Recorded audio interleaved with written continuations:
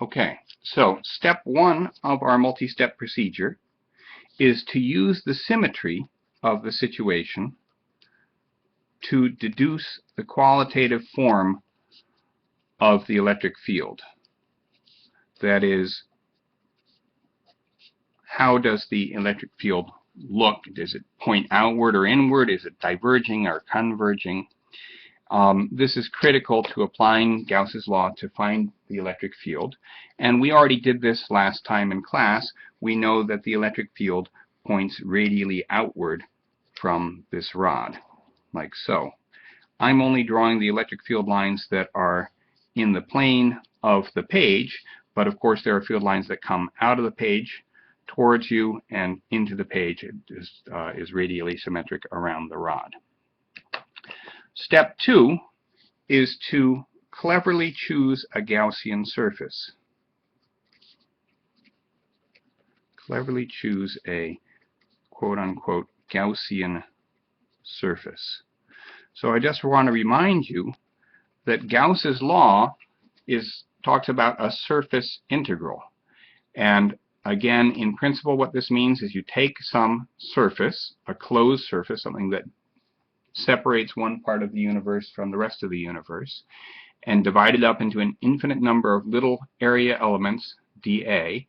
For each one, you take the local electric field and dot it into the vector dA that's perpendicular to that piece of the surface, and then you add those all up to make the integral.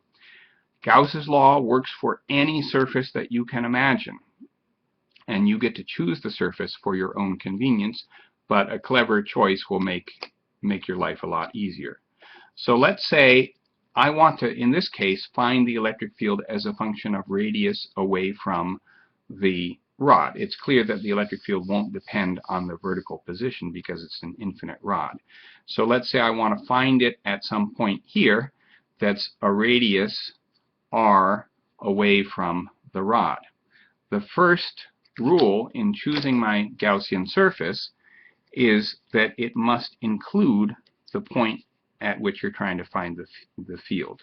So it must include the point of interest.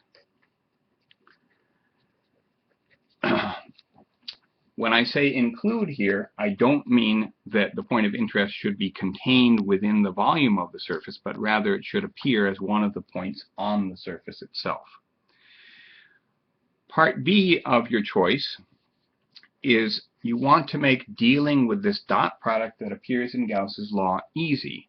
And in order to make that easy, you want the d vector A to be either parallel to vector E, in which case vector E dot d vector A becomes just E times dA, or you want d vector A to be perpendicular to E, in which case the dot product is just 0. So you want d vector A either parallel or perpendicular to the electric field. And in order to arrange that and also to have a closed surface, in many cases you're going to have a surface that's made out of multiple pieces that are put together. In this case, it will be smart for us to choose a cylindrical surface because of the cylindrical symmetry. And so I want, again, this point to be part of that surface. So here is that cylinder, where the point of interest is on the surface of the cylinder. I'm trying to make a closed surface, so that means it has to include this top end cap, and also it's going to include this bottom end cap. So the combination of this curved outer surface, the top cap and the bottom cap, that creates a closed surface that separates the volume inside from the rest of the universe. Criterion C for cleverly choosing your Gaussian surface is that it must be finite. So that perhaps is surprising. I've got an infinite charge, but it will make your life easier to choose your surface to be finite. In this case, it's going to be a surface that's finite in length. Step 3 is to break the surface into, or break the integral rather, break the integral, the flux integral, into parts if you need to.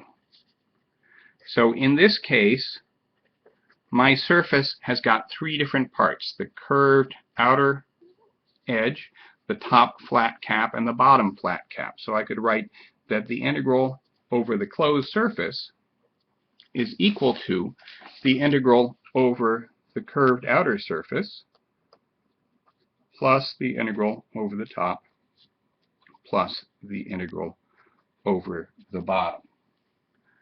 I'm going to pause here and we'll pick it up in the next segment.